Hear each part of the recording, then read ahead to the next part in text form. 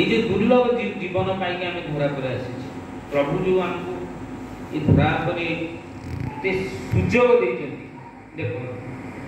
से परम प्रभु लीला कर परम पुरुष कोटि ब्रह्मांडर जे मालिक ये ब्रह्मांड को जे शून्य अंधकार भितर जे ग्रह नक्षत्र सूर्य चंद्र ग्रह माने इत्यादि करिकी जो जीव जगत जे रचिचंती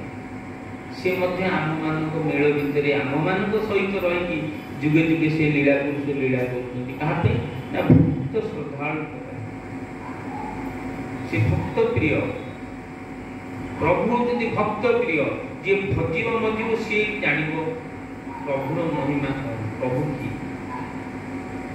न भोजी पाइले आम से ज्ञान से भाव आसबनी भाव हूँ अमृत भावर अन्य नाम हूँ राधा भावर अन्य नाम हूँ राधा अर्थात जो राधांकर जो कीर्ति रही जगत में जो प्रेम जो त्याग जो समर्पित भाव ये सर्वांग शरीर रे कृष्ण राधांकर आ कृष्ण का शरीर रे सर्वांग राधा राधा शरीर कृष्ण कृष्ण शरीर राधा अर्थात भक्त शरीर भगवान भगवान शरीर मध्य भक्त ये अनादि कालर लीला प्रभु भक्त भगवान आमे से नम जिले आम बुझीपर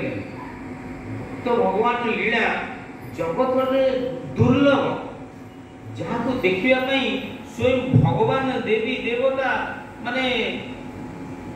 स्वधान छाड़ी कहते मर्त्य लोक पलि आसती लीला देखिए गली जमी उदाहरण कथा अच्छी भगवान राम अवतार कथा भगवान श्रीकृष्ण अवतार कथा जिते धरा कर आसी मर्त्य मनीष रूप में जन्म नहीं गले जगत से देवी देवता माने पलि आसती मर्त्य लोक भगवान को सब चक्षुरी दिव्य रूप देखिए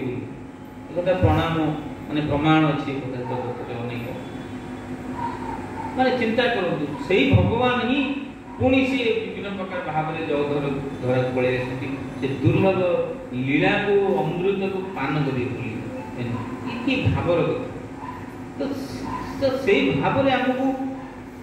भावित करने प्रभुंर जुगे जुगे आगम तेणु आज ये सन्थ साबद नाम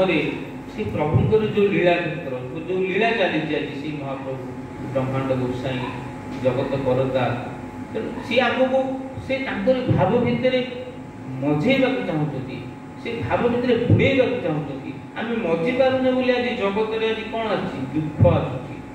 दुख कष्ट आसुच निंदा अपदोष आसुच आम मनुष्य दुख कष्ट निंदा अपदोष कहीं पाचे ना आम बुझी पारे मजी पारे आम कामना वासना भितर बुड़ी जाते से अमृत को बुझी पारे तार रस को चाखी पारे तेणु माया जगत में आम बुड़ी जाते माया जगत को जो आम आसक्ति हो जाती से लोभ मोह कामना स्वार्थ ईर्षा ये भी सब विभिन्न प्रकार भाव आमको जागुड़ी धरिकी आम भर ज्ञान सद्भाव को नष्ट कर आम